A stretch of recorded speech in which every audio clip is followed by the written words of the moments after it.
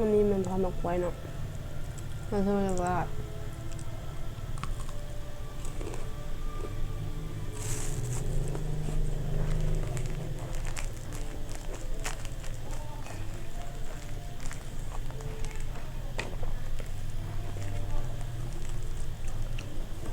เราจะลองมาอาแรปกับเจียวของม่วงเนาะเจียวม่วงเหลือ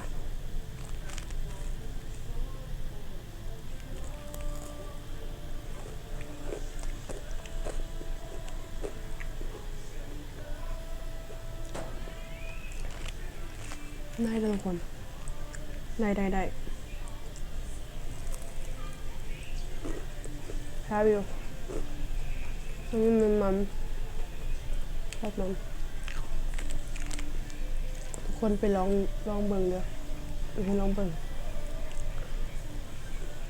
ก็แซ่บบอกเลยไงไม่ได้ฟังเลยมันบอกกินไปเลยกินมากล้วยแล้วก็ปิ้ง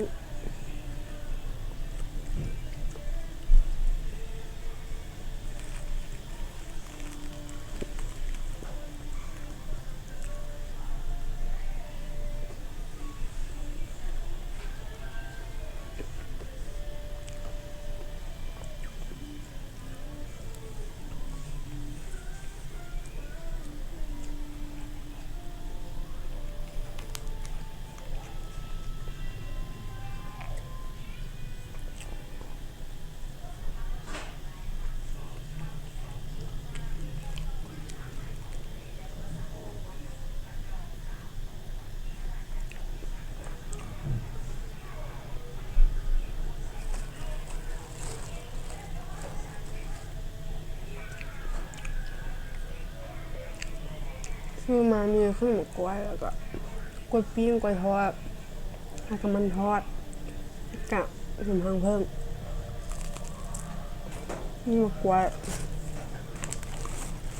นี่หมกกล้วยพร้อมขนมเคี้ยว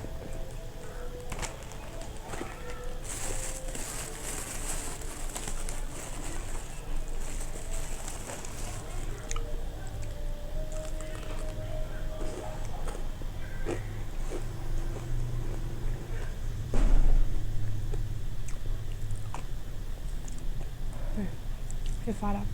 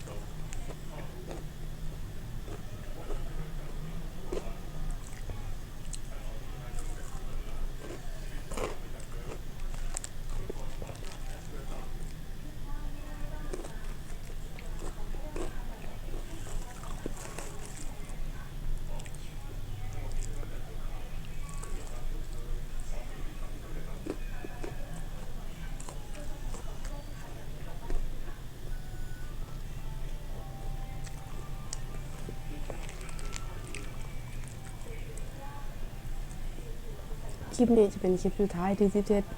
คลิปกินขนมเนาะแต่ว่าจิ๊บจะโดนมากแล้วจิ๊บจะบริเหตุแล้วเพราะฉะนั้นก็จะปิด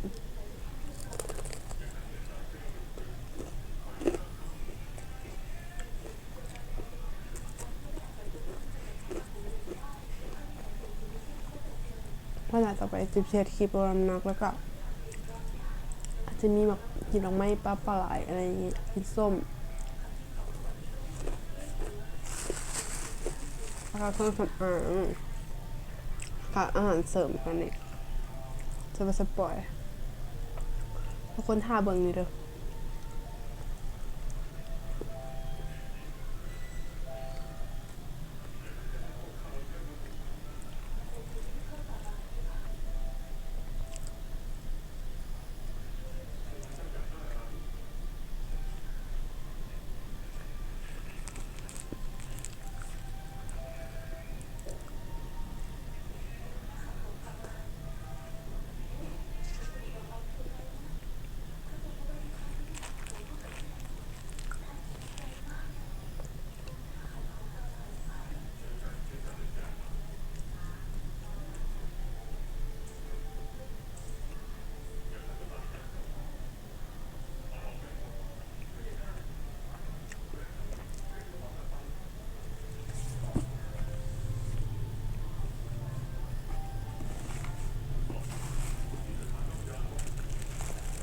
นี่แม่ขนมทองเพิ่ง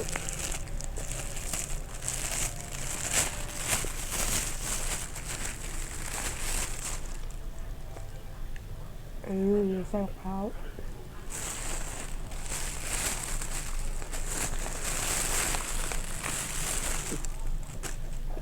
อันนี้เป็นไส้สาลี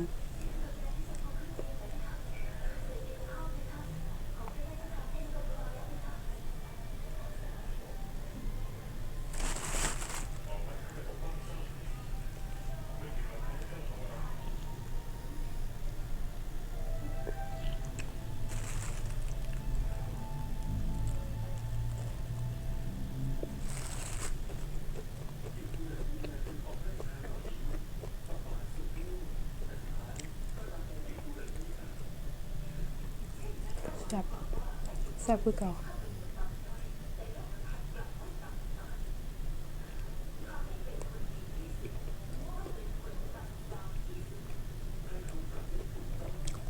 ที่เพื่อนจะมักนมอันนี้หนังเพิ่งเนี่ยครับ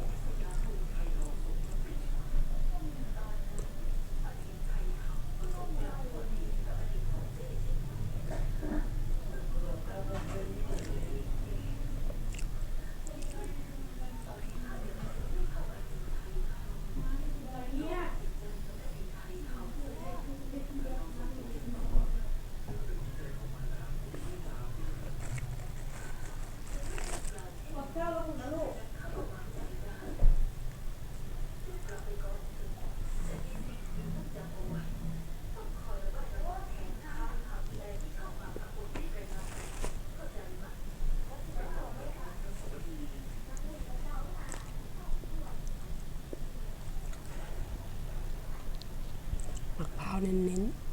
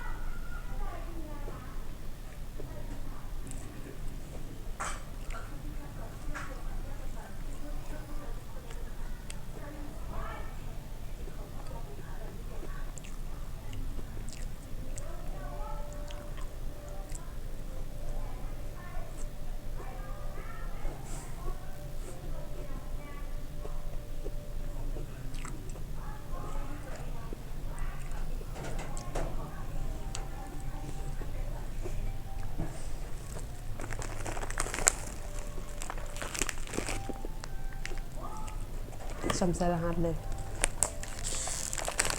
ก็จะเฮ็ดก้นรหัส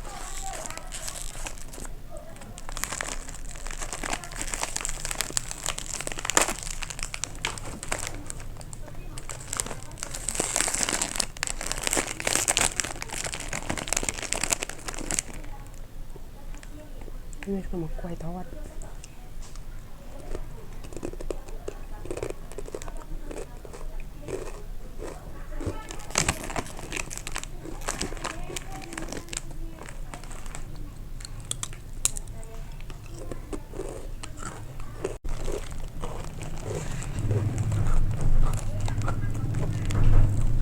ทำมาจะไปกินมันนี่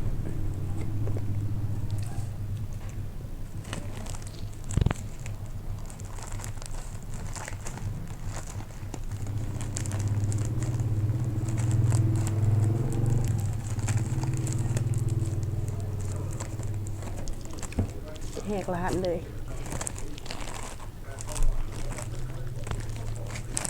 งยังไงวันนี้เลยจับกัน หนาวกันไง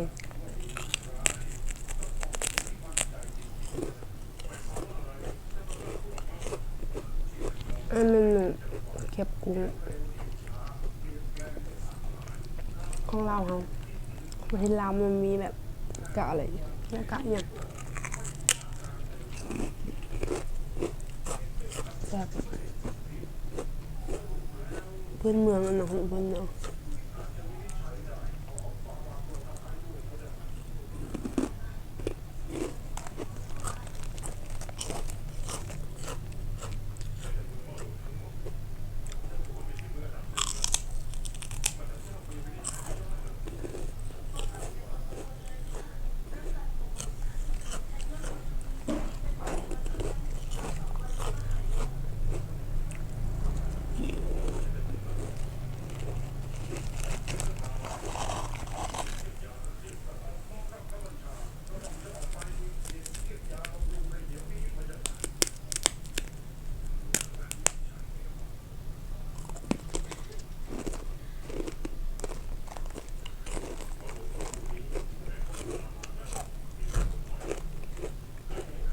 มันก็ต่ำมันแซ่บ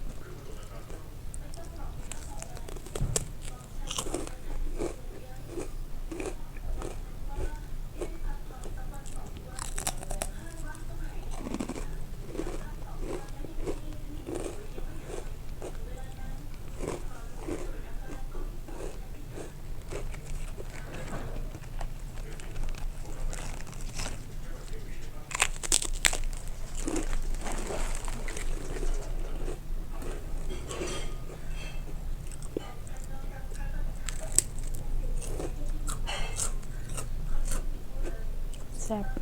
กินกับต่ำก็แซ่บกินกับอย่างก็แซ่บ